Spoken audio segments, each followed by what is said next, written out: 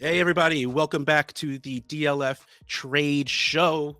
I am your host, Russ Fisher at Dynasty Outhouse. He is your much brighter host for the day, Addison Hayes at AmazeHayes _. Yes, we are making fun of me for not only having nothing behind me, but a light bulb went out above me. So I am just like gray and dark. You know what? I'm lost in the woods. So Oh, if you that's re what that shirt is? I was wondering because yeah, lost, it's frozen. my wife and I literally just watched that movie because she had never seen Frozen 2, and I had to show it to her, So and good. that's a good one.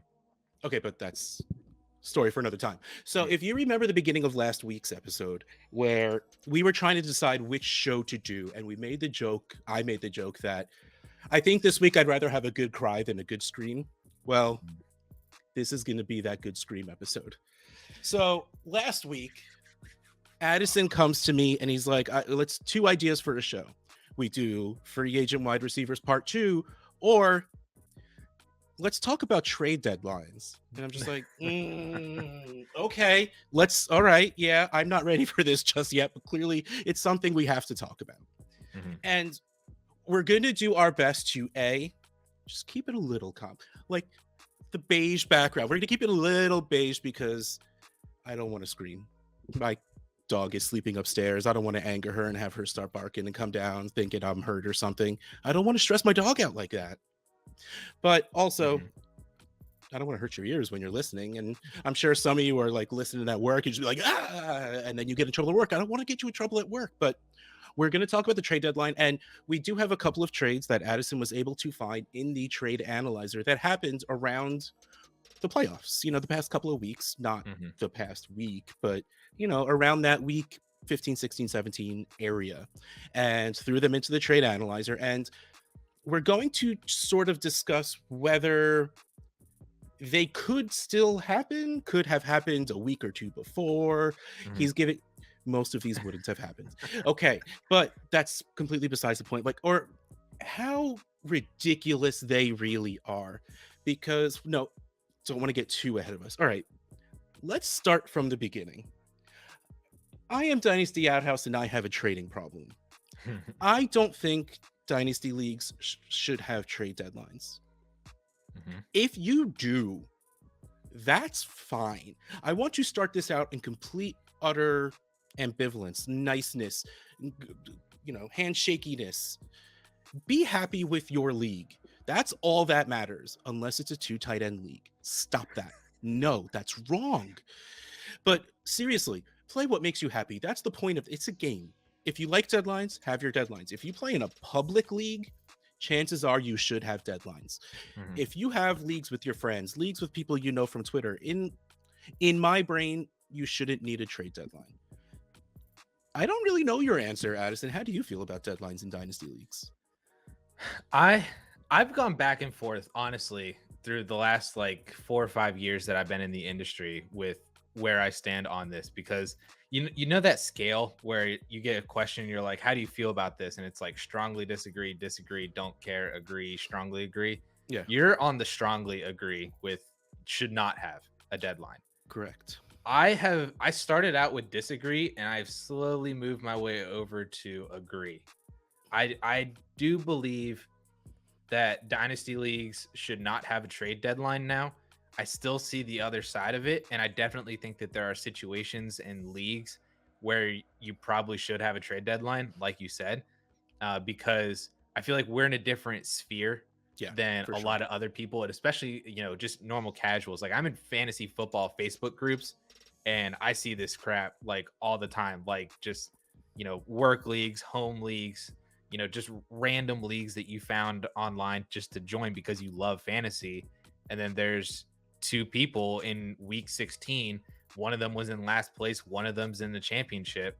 They both happen And to have the same last name, and and it's crazy stuff out there that can yeah, happen. So I definitely understand, the need and desire to have a trade deadline. But I also think we'll get into it more, but it's not necessarily a deadline problem if you have those kinds of trades. And that's yeah. going to be our main answer for almost everything. But let's jump back a little bit. Around the start of the playoffs, the fantasy playoffs, I tweeted out a poll. and it's just said, do you want a trade deadline in your Dynasty League? The poll actually came out 55 to 45 in favor of a trade deadline. Okay. Now, that is a lot closer than it has ever been that I can remember. Yeah. But me tweeting it out might skew the results just because the crowd, I guess, bring in with the man, what's the word I'm trying to think of? Just trade addicts people are Yeah. just, My brand, none of your there you leagues go. have them, right? The brand I have, the brand that I attract Mhm. is people that trade more often than not. So maybe that did skew the results a little bit. Regardless, it was actually just still a lot closer than I thought. And then I read a lot of the comments, and a lot of them boiled down to a few things. One of them was collusion. And let's take two parts of it. Collusion is a lot less likely to happen in established leagues. Like we said, both of us have said before, if this is a random free league in, people you've never met that you're never going to play again, you're never going to meet again, there should 1000% be a trade deadline. Or not if it's free. If it's just people you don't know, like you went to NFL.com, because if you go to Safe League, there is one automatically. So I'm trying to think Yeah. of where else you would put a league together. Yeah, if you went into ESPN and you just search join a league or something Yeah. like that, and it said like 10 out of 12, and you're like, cool. Yeah, exactly. There should 1000% be a trade deadline there, because you don't know these people. Like I joked before, they happen to have the same last name. There could absolutely be two people that know each other, go into these leagues, and one makes the playoffs, one doesn't. Hey man, let's just split the pot. Let's go and yes, absolutely 1000%. But I'm gonna say right there, like what just transpired. Was there a rule problem there? No, your problem was two people that were being jerks about it. Like that's people what problem. What Addison said before. It is absolutely a person problem and not a rule problem. But sometimes that rule is necessary because you don't know the people. So yes, absolutely, collusion is an issue. But let's pretend this is your league. You don't have a trade deadline, and you see, oh man, I wish I could remember some of the horrible trades we had recently on the show. That Jamar Chase and Deebo Samuel one. Yeah, do you remember we got an answer to that. Somebody was in that league and they said that the league actually shut down because of that trade. That happened the Sunday morning before the championship, right? Yeah, where Jamar Chase went off for 303. Yeah. The week before, there was a trade that someone else thought was unfair. So they just straight up blew the league up and made it end. Again, person issue, not a rule issue. Problem. Yeah, and you should. I said to him in a reply, I said, I feel bad that happened like in your league, but I also am happy for you because you were able to get out of that league and not play with those people, and hopefully find yourself a league that you can actually have fun in and trust the people, and join a safe leagues startup and trust what's going on in there. Yeah, and then the next problem that people came up with was, it wasn't really a problem, integrity of the league. Let's just sort of call it that. Dance with the people that got you there, or whatever that phrase is. I mean, that's up to you. That's a personal thing, and there's no argument to that. That's really okay. That's how you feel. More power to you, because the only thing I can say to argue is we play a game that has no deadline. We play a game that has, sorry, wrong word. We play a game that has no DLF. There is no off season. It's the company's motto. Why should we stop one thing for a couple of weeks? Like that's my only opposition to that. Because once again, there's no facts involved in this. It is really just your feelings, which again are completely valid. I'm doing my best not to only argue my side and come off like a jerk. So that's why I'm stopping myself every so often, just to be like, no. Yeah, okay. But some people bring that up as like a, that like play with the people that got you there kind of thing. And I feel like some of the part of that argument that I think I've seen used is it emulates the NFL more, if that's what we're trying to do here, because the NFL has a deadline and you don't see like if oh man, I really hope this doesn't happen. But if Derrick Henry for some reason were to get hurt again, like this next week, the Titans still survive, but now they're in the AFC Championship game without Derrick Henry, and Deonta Foreman gets COVID or something like that, and all that situation, they can't make a move to go out and acquire Melvin Gordon right now. Like they can't do that. So I think that's another one of those things where people get so into trying to emulate the NFL in Dynasty and fantasy because there is that kind of aspect of it. But I don't agree with that. I know you don't either. Because that's what the NFL does, is the worst excuse for anything to do with fantasy football. The two have nothing to do with each other. The only thing they have to do with each other is our points are based off what they do in the league. Mm-hmm.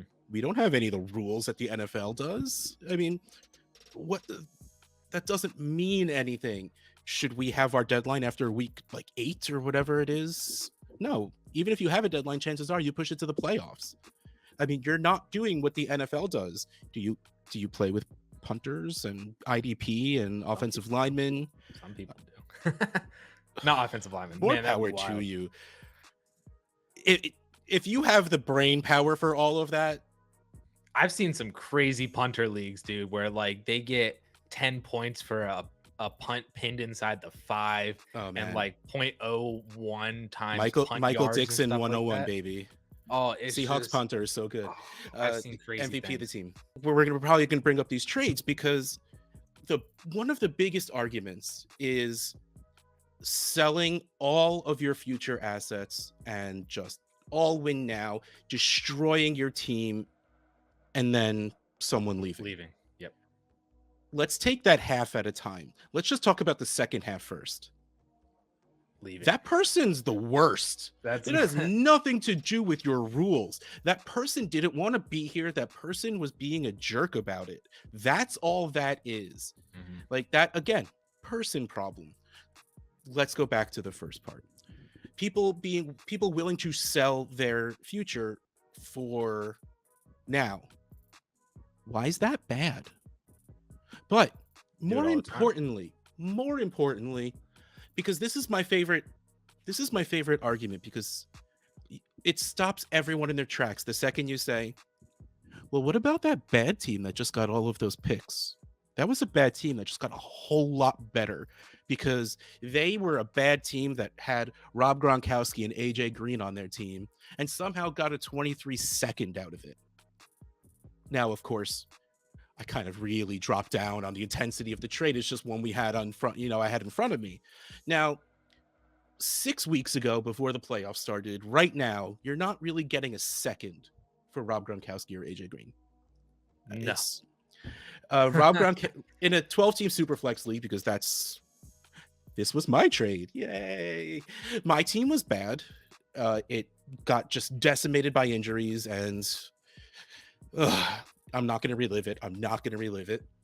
I had Gronk and AJ Green on my team, and both of them were scoring a lot of points, and we were getting into the playoffs. I think it may have been the second weekend, and someone else had some injuries on their team, so I think it was Gronk. Matt Price, right? Wasn't it Matt Price? Probably, yes. This trade isn't going to happen right now. No. Did this trade ruin the league? No. Did this trade matter in the championship? No. I got a second out of it. That will help me trade to make my team better. Mm-hmm. That's the side no one stops to think about. My argument, I remember before Austin Eckler was a starter, when Melvin Gordon was on the Chargers, in the first week of the playoffs, Melvin Gordon hurt his ankle. And I'm sitting there with Austin Eckler on my non-playoff team, and I'm throwing stuff in the air I could get a second for this easily right now from the Melvin Gordon owner, who, if you remember, Melvin Gordon on the Chargers was really good, and they would have wanted his backup because the Chargers just used one guy, at least at the time they did.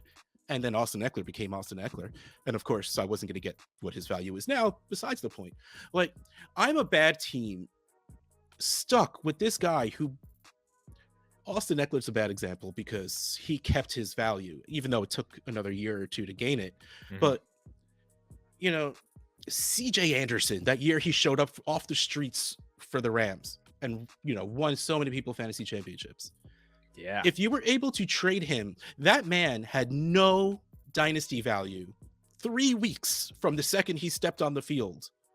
But right then, when he did, the week after where he showed up and scored 25 points, you could have gotten a first or a second for him. Or CJ Anderson did a second for a first. I'm sure we can go back in time and see that trade happened a lot. Mm-hmm. But if there's a trade deadline, he is sitting on my roster. My team is no better for having him. Those teams are no better for not having him. And my team is no better because I can't move him to get the picks to make my team better. This problem with trades after the playoffs start is always so much geared towards buying a championship. No, this is when you as a bad team get to overcharge the good teams for their picks and young players. What if that happened in like week 12? What if that happened in week 11? What was the difference? That your league was in the playoffs versus your league was not in the playoffs? Like, these moves you can make right before the trade deadline as well, right? Maybe this is an argument, well, not in favor of one of them, but like, it's just so weird to me. Maybe this isn't the best analogy. No, it absolutely is, because all you're doing is drawing an arbitrary line in the sand.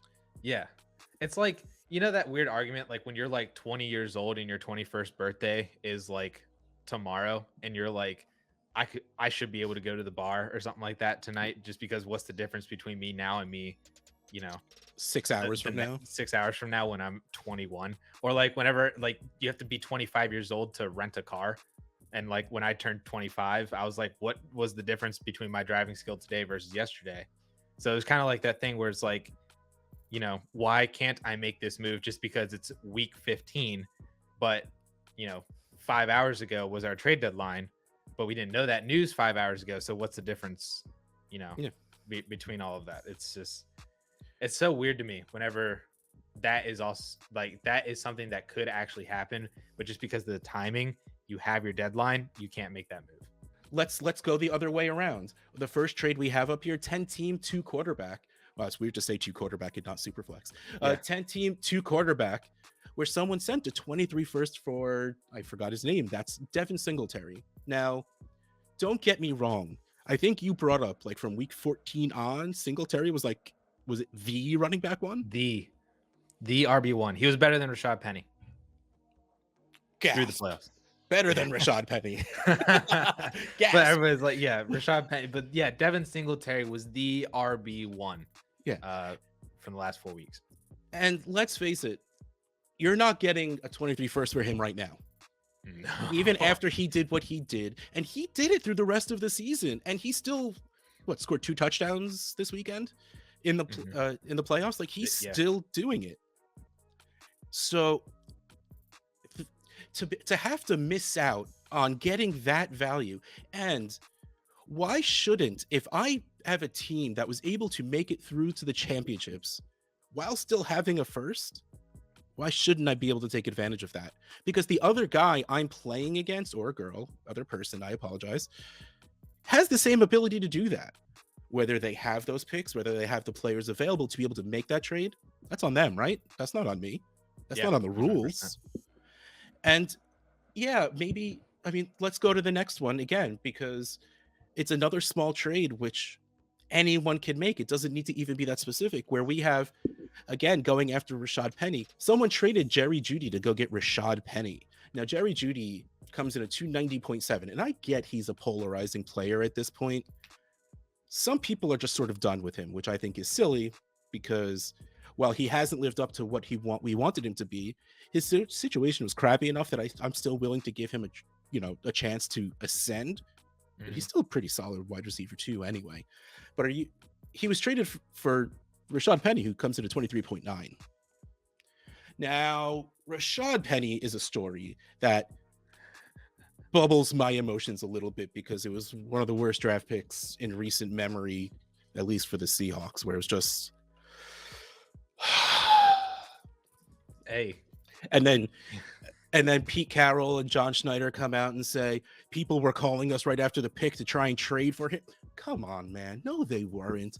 Give me your phone records. Let me see who was calling you. Your mom doesn't count. That's not how that works. No, it was a terrible pick, and he did absolutely nothing. But he's always hurt. And besides the point, not the point, not the point. Even if you don't believe in Jerry Jeudy right now, that trade isn't happening. That's not happening. No, they're 4 or 5 rounds apart in ADP, and that's updated ADP as Rashaad Penny's the top 30 running back. They're still 4 rounds apart. And I could even give you the argument Chris Carson might not be coming back.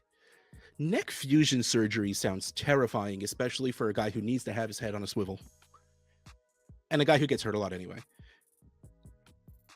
Rashaad Penny is a free agent. His contract is up. They thankfully did not take up his 5th-year option. You shouldn't have.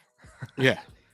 But a player like that most likely won't go get big money from another team usually ends up staying with their team, especially since Pete Carroll is not going anywhere. They're still going to be a run-heavy team, in which case, even if he signs a 1-2 year deal, you go stay on the run-heavy team to go prove yourself.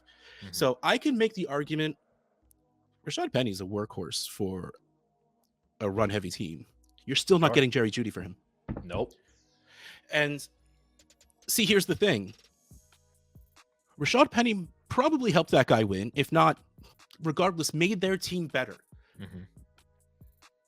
And Jerry Jeudy at least makes that team look nicer because it's the non-point scoring season for them already. So all that matters is hypothetical value.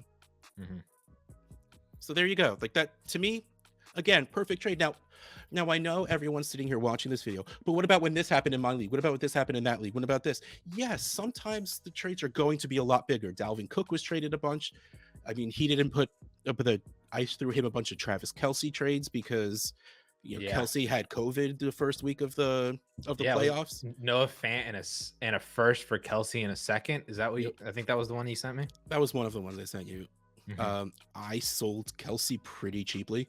Another argument against this, people going and buying championships, we assume we know who to buy. Yeah. Now, we talked about 2 people in Singletary and Penny that paid off. The other trade we have on here is Hunter Renfrow. I believe he paid off in those regardless, he paid off at the end of the season. He had a couple games. He was Hunter Renfrow from like week 10 to week 13, like really freaking good. He was still a wide receiver 1 over the last 4 weeks. But he had a couple of those games where he was like 10 to 12 points. Because Darren Waller came back, and then some of the targets went to Waller. Real quick, let's talk about the Hunter Renfrow deal in here also, which honestly, the numbers I don't think really match this super well. Like I don't think the value of Hunter Renfrow is reflected here. Because Hunter Renfrow in a 12-team Superflex league is 90.4 points. And a 22 first and Jalen Darden, where, sorry, Jalen Darden, you're worth 0. You're worth 0. But a 22 first is worth 354.8.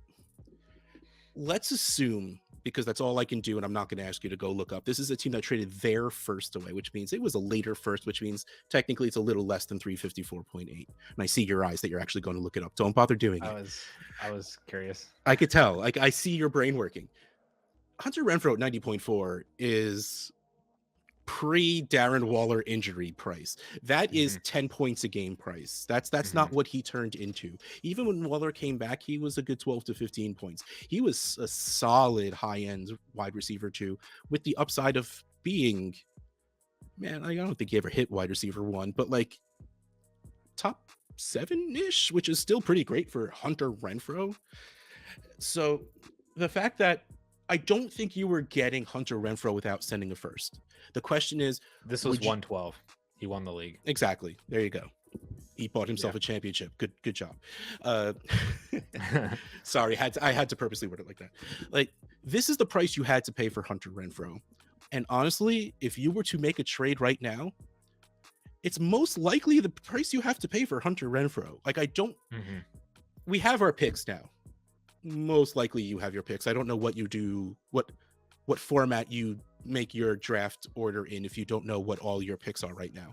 If you were to trade the 201, offer the 201 for Hunter Renfrow, it might get accepted. Yeah. But chances are they're going to come back with, Hunter Renfrow and a early 3rd for a late 1st. Like,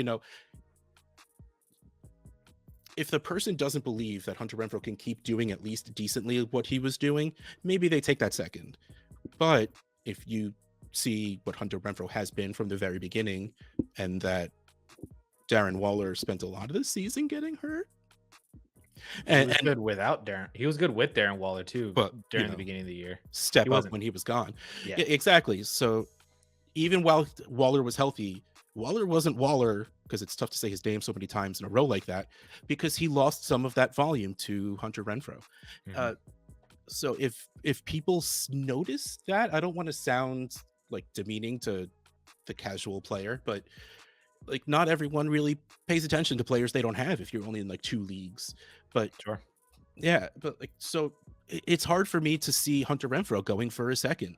So again, this is a very reasonable trade that happened in a reasonable league that won the guy the league. The reason why we decided to do this episode now was it's the off season, so we kind of have less pressing things to talk about, so we can talk about kind of more of these theoretical, trading kind of aspects. But also, if you are in a league that has a trade deadline and you don't want there to be a trade deadline, now is the time to bring up, to fix that for next year. You don't want to be trying to fix that in August and you can't fix it once the season actually starts. Or vice versa. If maybe we convinced you to have a trade deadline and you don't have one, now is the time to start talking about that with your commissioner and with your league, so you can set up that league vote and try to get, people onto your side one way or the other. So that's the reason why we chose January now to do that, because now is the time to talk about that. But I did want to ask you, if you were to have a trade deadline, what's kind of the best deadline for you? Like, and I already knew your answer, and you kind of already answered it anyway. It's literally like kickoff of the playoffs, and then you can trading is opened up immediately, right after the season ends. Like literally, like once after the fantasy season ends. Once a champion is crowned in your fantasy league, start trading again. Now that the seasons, NFL season weeks, we have our championships in week 17. Monday night game of week 17 ends at 11:36 p.m. Eastern time. 11:37 trading's open. Like the second that game is over, well, the minute after, because I did not go into seconds in that example, trading's open. There's no reason to make people wait. I did want to get your opinion on another one too, because I've seen hybrid variations of trade deadlines. Oh, okay. And I want to bring up no. All or none. It is unfair to allow playoff teams to trade and non-playoff teams to have to sit and watch, because everything I said before about having to be able to make your bad team better, and I've seen it. It was the GOAT District leagues that I was a part of. They did it the opposite way. They allowed non-playoff teams to trade within each other. And then if you were in the playoffs and then you lose the second round, you lost, you were allowed to. Then you're allowed to trade with everybody else, so then you can start trading. But yeah, that kind of does defeat the purpose of, if a non-playoff team has, Devin Singletary, Rashaad Penny, Hunter Renfrow, Rob Gronkowski. You can't move that. Like, nobody that isn't in the playoffs is really going to want, any of those players. And maybe they do, but they're not going to be paying contending prices for them. They're going to offer you a 3rd round pick just because they want to see what happens in 2022. So it is kind of like that weird hybrid, and I am in agreement with it should be all or none. So we are going to just stop at this point, because okay, now I know I said at the beginning I'm going to try and do my best to sort of work both sides of this. Clearly I failed at that, because I had to keep telling myself, no, slow down, let people know that what they want to do is fine. So hit us up in the comments. Seriously, if you thought something I said was dumb, if you thought something I said was wrong, if you have call them out at 1000%, because the truth is, I love this conversation, and it's not because I think of myself as high and mighty on my stance or anything at all.